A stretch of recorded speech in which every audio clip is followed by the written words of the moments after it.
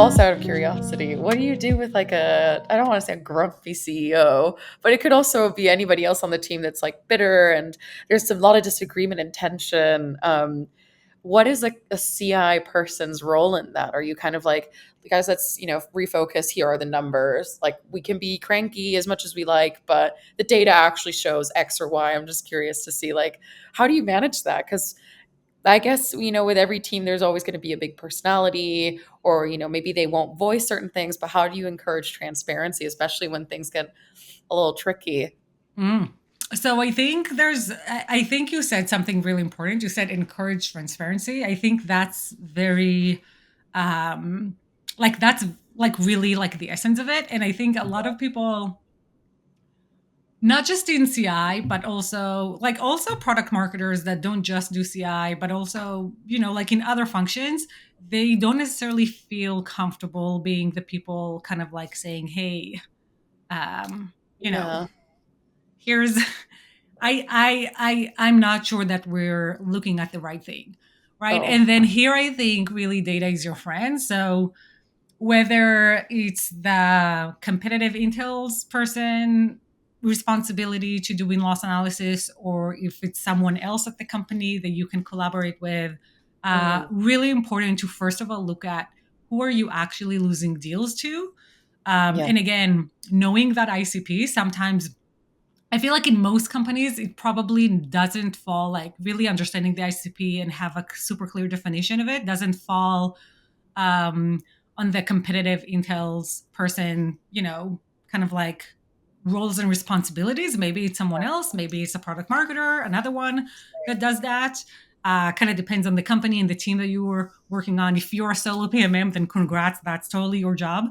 yeah. Um, but, but Oh I no. think, but I think the CI person needs to also um, be cognizant of the fact that they also need input from other teams. So we're Yes. used to looking at CI as the person who delivers value, who always pushes stuff out, right? Like you need to give feedback, or you need to give talking points, or you need to support these deals, or need to make battle cards.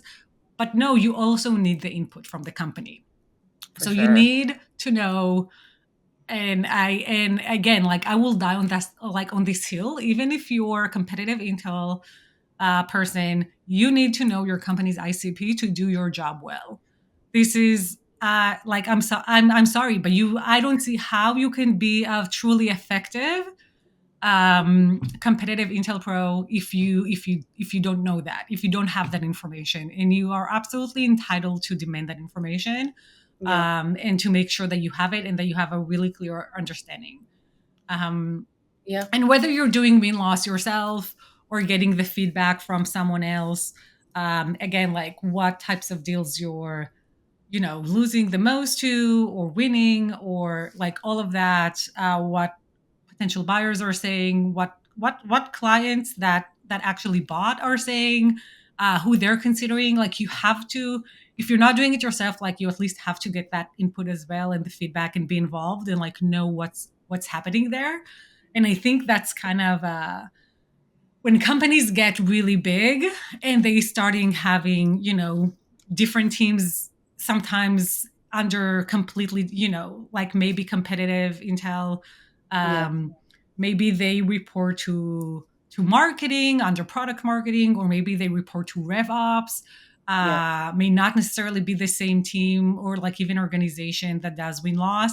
And that's when things are getting tricky, because um, win loss is not just like sales problem. Marketing Yeah. needs to know that information too. CI needs to know that information, whether they sit under strategy or marketing or wherever else, or product. Maybe in some companies, CI is actually under the product team's responsibilities.